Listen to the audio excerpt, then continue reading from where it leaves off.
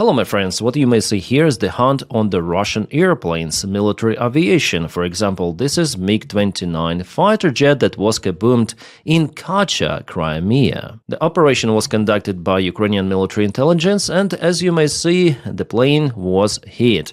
The canopy was open, there is a ladder, which means that the airplane was in operation. I also see some sort of the missile over here. That means that this airplane was not staying there as a dead cargo. No, it was in service. So it's a very nice hit in this case by Ukrainian drone operators. And for me it's kind of interesting because Russia usually uses this airfield for their helicopters and also for BE-12 airplanes. Those are radio surveillance, anti-ship and anti-submarine aircraft, and Russia has many of those. The fighter jets are usually placed in Belbek, more to the south, around 10 kilometers. Also on territory of Simferopol airfield, Ukraine hit one of the big radars, which is used for surveillance to define the objects flying by hundreds of kilometers. It seems like not any longer. At least it was damaged. Yeah guys, in today's video we're gonna discuss Kaboom's frontline updates and political situation around Ukraine and not only. Buckle up!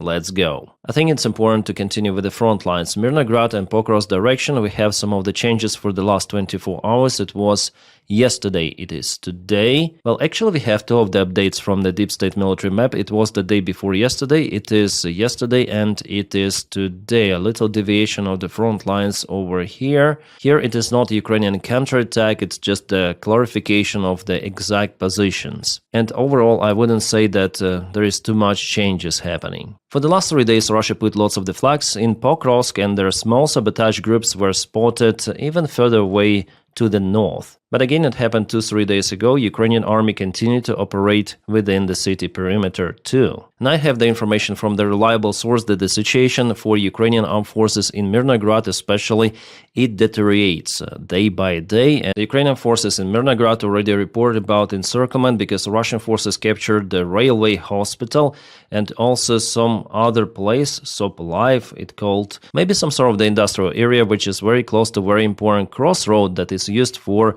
evacuation. Our soldiers say that because Russians captured two of those points, the defense of Rivne is close to impossible. Yeah, the report says that the further holding of Rivne is pointless, so our guys from the 35th Naval Infantry Brigade withdraw to Svitle village. The further use of this road, which is the exit road, is impossible until Russians are being pushed from Sopliva village. Until then, the only logistics option remains through drones. So it's very, very late to keep our guys out there. They should have been evacuated weeks ago. And now there are two options. As they say, Ukraine should concentrate the forces into attack towards Sopliva village to unblock the route. We'll attempt to break out this encirclement. Actually, it's almost full physical encirclement already, because that's the only evacuation route possible. A proper thing to do here is to use small infiltration attempts to go further with the small attack groups. That will minimize the losses for Ukrainian armed forces, but still there will be losses. Because Russia already is presented there with infantry forces and also they control the area with their drones and artillery. Sometimes they also use aviation gliding bombs, including Mirnograd itself. Guys, I'm not reading it out from the Russian channels. Those are Ukrainian analytics, and they share what our soldiers are definitely saying, like actual situation on the front lines. They also write that through the increasingly widespread culture of lying in the Ukrainian armed forces, and definitely with Syrsky it's like that, the Ukrainian units surrounded in Mirnograd began sending the information packages to journalists and analytics groups 3 days ago. That's why we have this information. Describing the real situation and providing video evidence to confirm it. The military groups presented in Mirnograd wanted to pressure Syrsky and the general staff, forcing them to take appropriate actions. The analytic Thorkill also shares this information with the explanation, and here is the map. So 35th Brigade 25th, and there is the presence of the Russian forces, a very small bottleneck, and it's impossible now to evacuate using this route without losses. Yeah, that's the last road that connects Mirnograd, but the presence of the Russian forces is very close to the crossroad. Here they're also very close, which means that basically Ukrainian armed forces are almost fully physically encircled. We may say already about encirclement of Ukrainian army. And what is shown here is the gray zone may not be so optimistic. I mean, deep state military map, they have lots of the gray zones, but in fact there could be different situations. We understand that Ukrainian armed forces, well, they're in a huge risk here. So if our guys, they're imprisoned, captured by Russians, or in the worst case, unalived, well, it's gonna demoralize Ukrainian soldiers in general and Ukrainian society. And you may understand why it happens. There was no order for our guys to leave this area. Now it's kind of late, yeah? Alright, next we go to Zaporizhia direction. Here we have plus minus news, so positive and negative. The positive news is over here. Yes, you see Russian flags in Dobropilya. This is Dobropilya of Zaporizhia Oblast. And why this is positive? Because those flags, they didn't keep up for a long time in this area. All of the Russian infiltration attempts were repelled together with Russian infantry. It was a standard Russian flag operation that was filmed just for the propaganda purposes. They sent some of the Chmobiks there. Usually those drug addict alcoholics, they go somewhere for those missions. Russia doesn't want to waste capable forces for those flag attacks.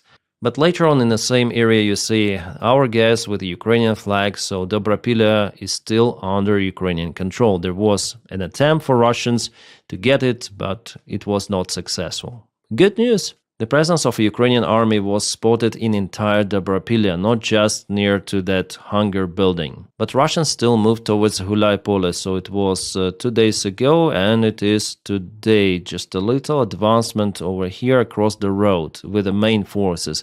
But the fight in the settlement is not happening yet. Russians continue to use aviation gliding bombs, but Ukraine tries to target Russian positions with the help of the drones. There was the presence of the small Russian group very close to Hulaypole, but Ukrainian drones dealt with that, as you may see. One more update we have from the deep state military map, and it is happening in the Kharkiv region. There Russia also propelled a little forward, I would say not just a little, but they crossed the river of Vovcha in Vovchansk. So it was yesterday, it is today. The Russian armed forces are already presented in the southern part of Vovchansk, and this town is important for defense actually. And before, I guess in 2023, Ukraine was capable to counterattack, pushing Russians away across Vovcha river, and it was status quo there for extensive period of time, for more than a year. But recently Russians intensified attacks, probably they sent more reinforcements. As for the front lines updates,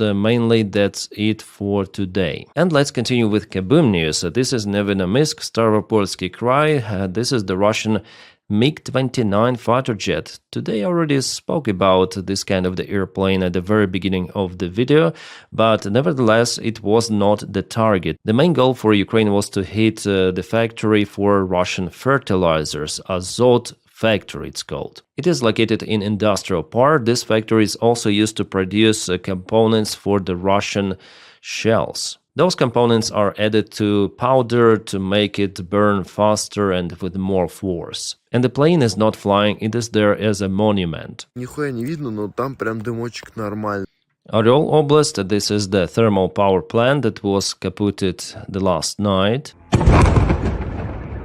Yeah, something really happened there. Well, I wouldn't say that there were lots of the kabooms the last night, but sometimes we just do not obtain enough video and audio information from the eyewitnesses, because Ukraine also hits Russian military infrastructure, and in most of the cases, Russian bases are a little further away from villages and cities. And now about politics. Putin, as you see with his Botox smile, is visiting India. Modi met him right from the airplane, and Putin even gave a short interview to Indian press. And guess what he was telling about? Let's check it out. The first capital, according to history, was in Novgorod in the northwest.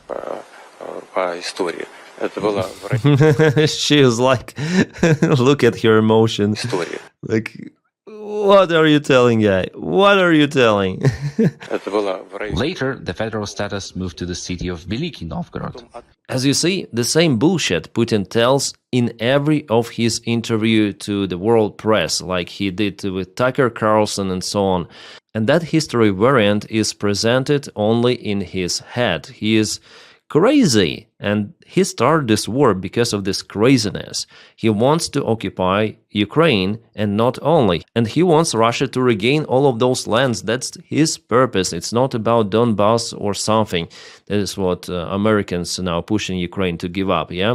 Trump and Witkoff, Kushner. They need to listen to this crazy guy. Yes, he's unhinged crazy, and he started this war because of this Russian chauvinism, cockroaches in his head and in the heads of some other Russians who vote for Putin and who support this so-called special military operation. Putin is not going to stop, and the failed peace agreement shows that. By the way, my friends, I have another channel. It's called Captain Dennis. You may check it out in a video description right below. There I tell about American politics, about general news, drama, some of the hiking, cooking videos, and today I said about the peace deal failed. What is next? Kind of the long video. Just me talking to the camera, my thoughts. So if you are interested in that kind of the content, you may subscribe, and also I stream there almost every day. All of the legacy media sources already called those negotiations a failure, like for example the Times, New York Times, Wall Street Journal, Washington Post. And they are saying what I'm telling to you for a very long time, that it is not possible to influence Putin with just limited sanctions and with just limited Ukrainian military support. Russia is encouraged. Moreover, those Witkoff peace talks, they showed that the United States is willing to cooperate with Russia directly, and they're not willing to cooperate with Europe. So Europe is betrayed. And President of France, Macron, mentioned that. He said that America betrayed Europe and Ukraine. It was a private conversation between Macron and Merz, but it leaked to the press. Now we know it. From Spiegel, I guess. Spiegel published that. Yeah, it was published by Spiegel, and Macron, Merz, European politicians, they were shocked about this deal, and they called Zelensky, telling about the possible threats coming from both Russia and the United States of America. But you know what? The United States, they have just limited influence on Ukraine and absolutely no influence on Russia. So Trump made just blah, blah, blah. That is what he continued to do. Like, for example, yesterday he was asked the question about the peace deal, where he said it went well. Witkoff said it was constructive. Witkoff believes that Putin wants peace, which is bullshit. And the same story, if I were the president, there would not be the war. It's another bullshit, another bullshit. The real thing that for the White House there is no any standard for what is good, what is bad. There are no allies, just business partners, and they want to have the partnership with Russia, which is unhinged crazy, and they don't see the real threat coming from Russia as from aggressor state, as well as from China, by the way. One more interesting article: Ukraine peace plan has only led to Putin losing his fear of Trump. 100%. Trump is played by Putin very easily. He is like this small boy. Alright, also we have kind of the interesting remark from Putin himself. He says that Russia will continue its liberation operation, like to liberate Donbass and Novorossiya. Novorossiya. It's kind of interesting, because what Russia calls Novorossiya is actually bigger than Donbass. It is presented just in a sick fantasy of Putin and those Russians who think like Putin, and there are different maps presented, like this one, for example, with Kharkivska Oblast. There is also the one without Kharkivska Oblast, without Dnipropetrovsk Oblast. But what is 100% that this imaginable Novorossiya is way bigger than Donbass. So Putin is not going to stop. His goal is to annex all of those territories, including Odessa Oblast, Nikolaevska, Dnipropetrovsk, Kharkivska, and maybe more. He wants to annex those territories, make Novorossiya as one more oblast of Russia, and the rest of the Ukraine he plans to make some sort of the slave state as Belarus, for example, with the Russian puppet government in charge. That's his goal, and he's saying about it openly. Just listen to Putin. New Zealand and Australia, and they are not in NATO. They are close NATO partners. So New Zealand and Australia, they joined this Pearl program to purchase American weapons for Ukraine. This is awesome. At the same time, there was the news that Italy will not take part in Pearl, but Italy has direct military support for Ukraine, and Italy was never the part of Pearl program. But it doesn't mean that Italy will stop supporting Ukraine, no. And also there is the probability for Greece to join into the Pearl program for Ukraine, which is also nice. And again, this prick, the Belgian Prime Minister, he wants to keep Russian frozen assets because Belgium earns from that. Before he said that confiscating the Russian assets may harm the peace deal, now he says that Russia will not lose and called the claims of the Russians' defeat a fairy tale and total illusion.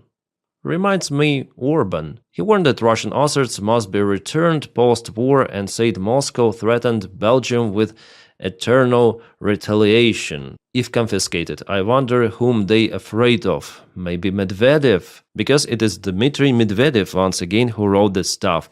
If the crazy European Union does still frozen Russian assets for a reparations loan, we may view it as a casus belli with all of the relevant implications for Brussels and company.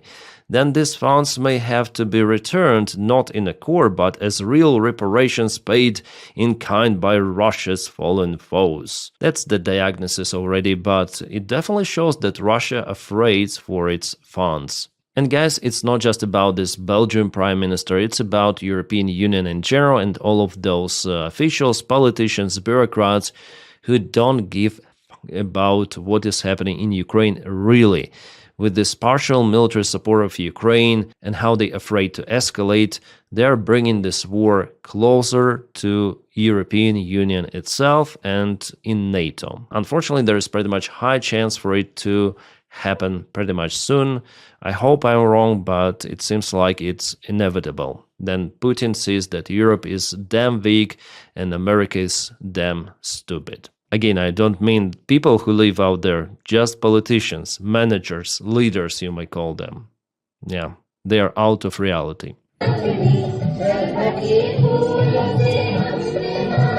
I hope this ritual reduces the lifespan. And with that, my friends, thank you so much for supporting the job that I do here on my channel daily. Without your support, it wouldn't be possible. So if you want to support the job, please join me on Patreon. The link for it right in the video description below. Or on membership, you may press the join button somewhere over here. And guys, support me only if you can, if you are willing, and if you have this opportunity. If not, it's okay. You may just press like to this video and also subscribe for the channel to boost the video in YouTube algorithms. That also helps me a lot. My friends, I wish you all a peaceful sky wherever you are and have a great time.